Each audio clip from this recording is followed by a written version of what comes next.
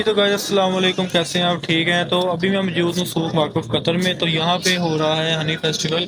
तो आइए आपको दिखाते हैं हनी फेस्टिवल में क्या चल रहा है और क्या नहीं। बहुत सी कंट्रियों ने अपना अपना शायद लगाया हुआ है और वो सेल कर रही हैं। अभी पाकिस्तान में मौजूद है और भी बहुत सारी कंट्री हैं। तो ये चलते हैं, देखते हैं क्या सीन है। तो बहुत सारे लोग यहाँ आए हुए हैं, तो हम भी जाते हैं और आपको दिखाते हैं।